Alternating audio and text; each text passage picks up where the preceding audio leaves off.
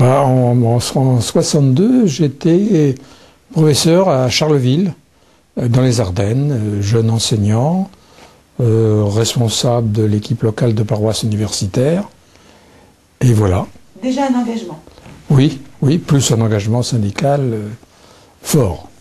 Et alors, avant les années 60, les dernières années 50, vous aviez des attentes par rapport à la vie pastorale de l'Église? Pas des attentes précises. Pas des attentes précises, non, une participation active à la vie de l'Église, dans la paroisse universitaire. Et puis, bon, l'attente que les choses évoluent, mais pas d'attente très précise. Et donc, lorsque vous avez entendu l'annonce du concile? Alors là, je dirais que je m'en souviens encore, c'est la surprise. C'est la surprise parce que pour moi, les conciles, je suis un peu historien, les conciles, il y avait eu le concile de Nicée, d'Éphèse, de Chalcédoine, c'était dans l'Antiquité, et puis il y avait le concile de Vatican I on disait Vatican tout court, qui s'était terminé en 70 sans aller jusqu'au bout. Et pour moi, un concile, c'était quelque chose du passé.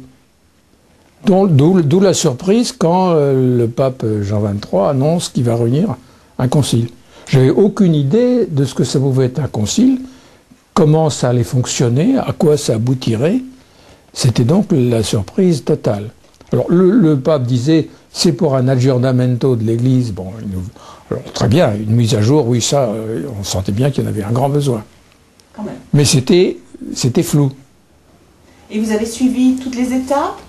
Oui, parce que je me souviens très bien que le journal que je lisais, qui était Le Monde, donnait tous les jours un compte-rendu, il y avait un correspondant au concile qui tous les jours donnait l'état des choses. Et j'ai rapidement pris conscience, à partir de ces comptes rendus, qu'il y avait deux écoles au concile. D'un côté, ceux qui voulaient justement réaliser cet aggiornamento, et puis ceux, nombreux à la curie romaine, qui ne voulaient pas. Donc j'ai suivi ça avec beaucoup d'intérêt, et à ce moment-là, j'ai mesuré en effet plus nettement les enjeux de ce qui était en cours. Est-ce qu'il y a un événement qui vous a particulièrement frappé?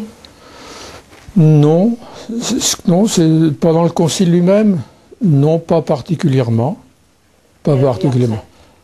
Après, la chose où on a vu qu'il y avait des choses qui changeaient, je m'en souviens très bien, c'est les changements de la vie liturgique. C'est-à-dire que, c'est ça qui a marqué au début.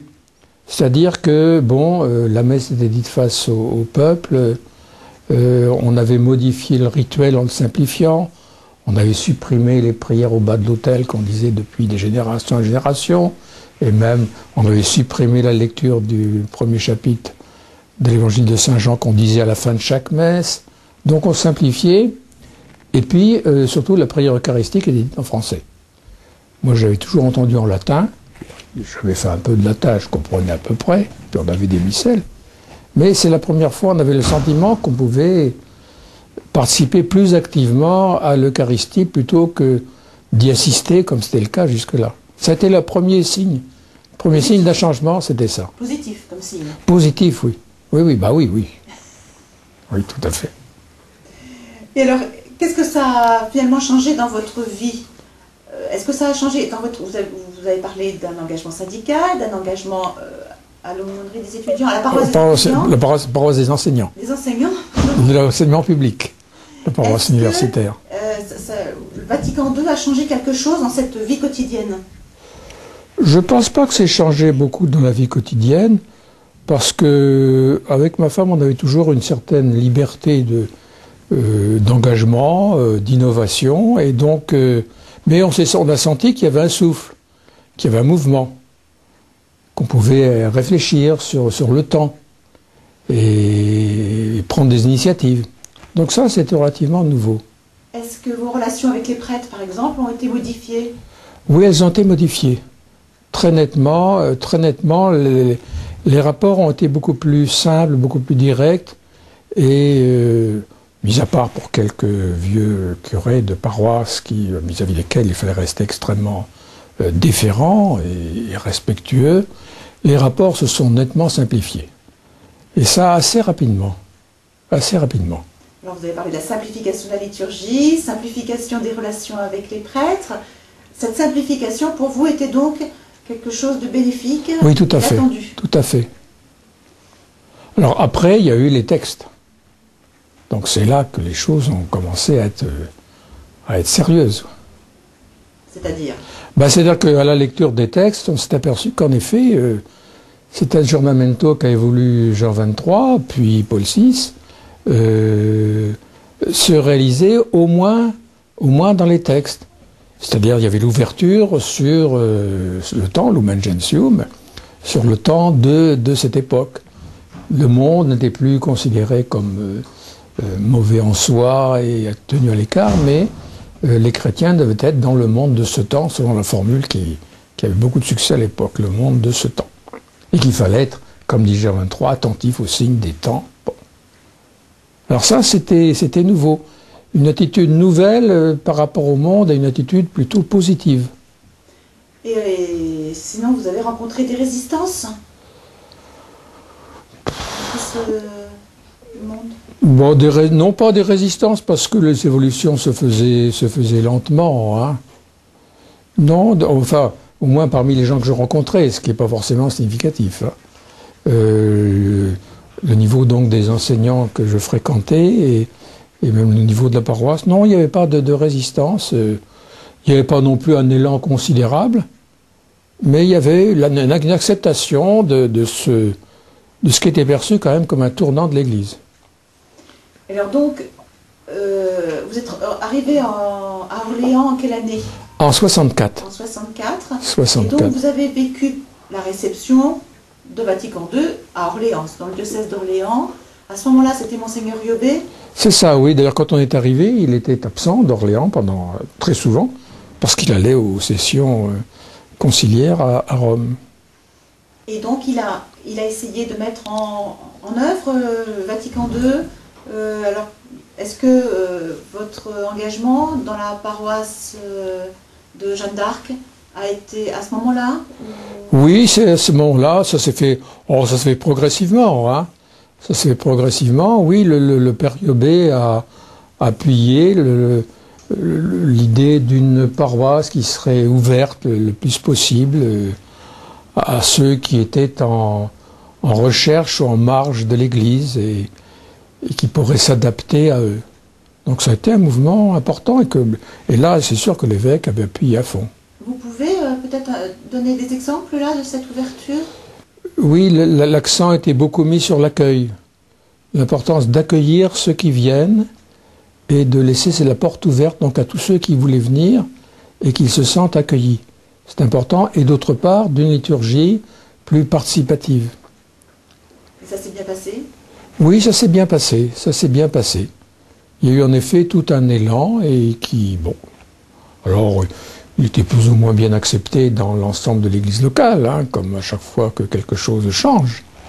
Il y a toujours des résistances au changement, mais... Vous avez rencontré des résistances? Parmi oui. Les prêtres, parmi les laïcs?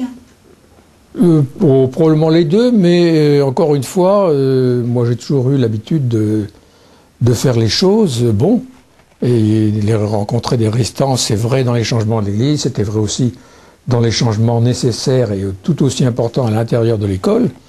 Il y a toujours des gens qui ont peur du changement parce qu'on ne sait pas trop bien où on va et donc on peut se perdre. Bon. Est-ce que vous avez l'impression que on a reçu tout Vatican II là? Est-ce qu'il y a encore des choses à découvrir? Est-ce qu'il y a encore un message à faire passer de Vatican II? Moi, ce qui me semble important, c'est que Vatican II, comme je l'ai dit tout à l'heure, c'était prendre en compte le temps de l'histoire de 1962. Or, on est 50 ans après. Et depuis 50 ans, le monde a singulièrement changé. Et le monde sur lequel s'est ouvert Vatican II, ce n'est plus ce monde-là aujourd'hui. Donc, il y a là, à mon avis, une urgence pour l'Église. L'Église, on part en disant 62, l'Église pour le monde de ce temps. Mais en 2012, le monde de ce temps, c'est pas le monde de 1962. il a considérablement changé. Alors je ne vais pas rentrer dans le détail parce qu'on y passerait des heures. Vous ne voulez pas dire que Vatican II est déjà dépassé? Non, ce n'est pas dépassé. C'est pas dépassé, mais présenter la parole de Dieu aujourd'hui et l'Évangile, et vivre aujourd'hui de cette parole et de l'Évangile, ça ne se présente pas plus du tout dans les mêmes conditions qu'en 1962. Alors je ne dis pas qu'il faudrait faire un nouveau concile, parce que ce serait difficile techniquement, le nombre d'évêques a augmenté, ce serait difficile encore plus financièrement, mais il est certain qu'il y a, dans l'esprit de Vatican II, si on veut être vraiment dans l'esprit de Vatican II, c'est-à-dire ouvert sur le monde de ce temps, il y a dans l'Église, au niveau de Rome, au niveau des conférences épiscopales, au niveau de chaque diocèse, un effort considérable d'aggiornamento, là encore, à faire. Ce qui me semble, c'est qu'il faudra en effet prolonger l'esprit du Concile, mais en constatant ce qu'est le monde d'aujourd'hui.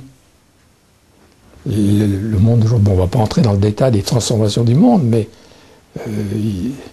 un jeune de 2012, un jeune de 1962, c'est extrêmement différent.